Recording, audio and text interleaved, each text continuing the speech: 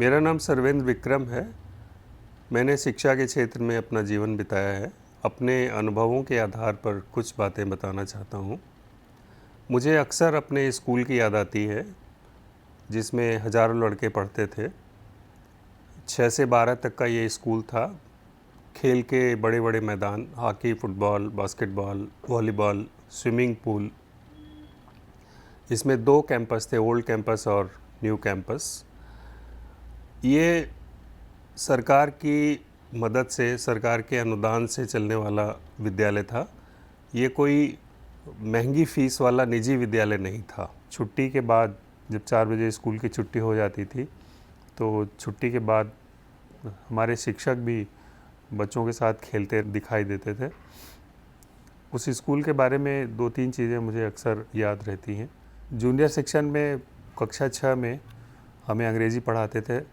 हमारे जो शिक्षक थे वो उनकी बहुत घनी सफ़ेद मूँछें थीं, कुर्ता धोती पहनते थे और गर्मी की उमस भरी कक्षा में जब वो अपनी कुर्सी पर कभी-कभी बैठे-बैठे ऊँघने लगते थे, तो कक्षा में जो बच्चे होते थे उनका शोर बहुत बढ़ जाता था। वो अचानक उठकर जब देखते थे तो फिर कक्षा उसी तरह शांत हो जाती थी। उन्होंने अंग्रेज़ी से पहली बार हमारा परिचय कराया। स्कूल के सालाना जलसे में शिक्षक भी लड़कों के साथ नाटकों में और संगीत के कार्यक्रमों में भाग लेते थे। स्कूल के प्रिंसिपल साहब नए कैंपस में बैठते थे और वहाँ से लगभग 200 मीटर दूर जो पुराना कैंपस था, उसमें जूनियर कक्षाएँ चलती थी, जिसमें हम लोग पढ़ते थे।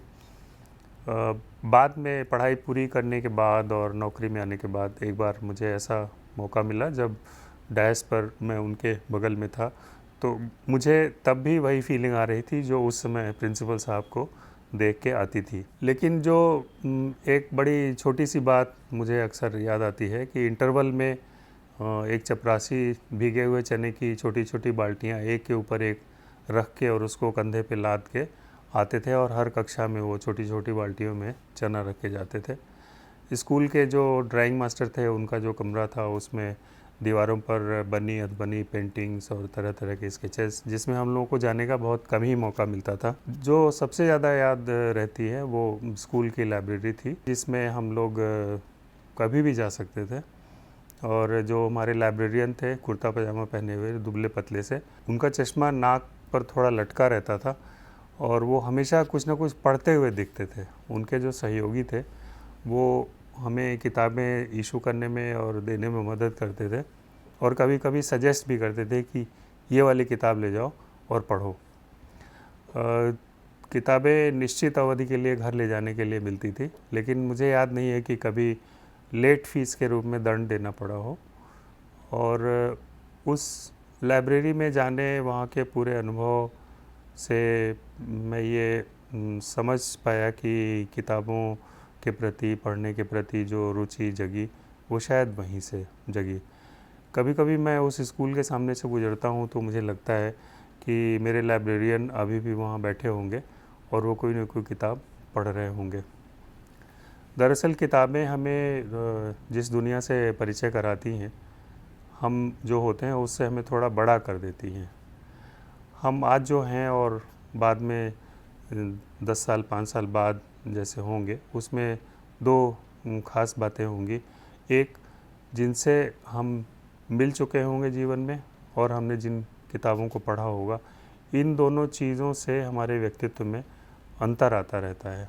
बाकी हम व्यक्ति वही रहते हैं। गाँव के स्कूलों में, दूर दराज के स्कूलों में भी लाइब्रेरी है, किताबें हैं। मुझे लगता है कि बच्चे वहाँ पढ़ रहे होंगे, लेकिन मैं इस बात से कभी-कभी विचलित हो जाता हूँ कि बच्चों में पढ़ने की आदत बहुत कम हो गई है। तरह-तरह की डिवाइसेज़ हैं, स्मार्टफ़ोन है, बहुत सारी चीज़ें हैं जो उनका ध्यान बटाने के लिए आती रहती हैं और वो एक अच्छे पाठक नहीं बन पा रहे हैं। मुझे लगता है कि एक वयस्क के रूप में माता-पिता, उनके आस-पास जो वयस्क हैं, जो एडल्ट्स हैं, उन्होंने भी पढ़ना शायद कम कर दिया है। मुझे नहीं लगता है कि अगर हम एक अच्छे पाठक की तरह, रोल मॉडल की तरह अपने बच्चों के सामने नहीं रहेंगे या नहीं रखेंगे, तो वो कैसे एक अच्छे पाठक बनेंगे।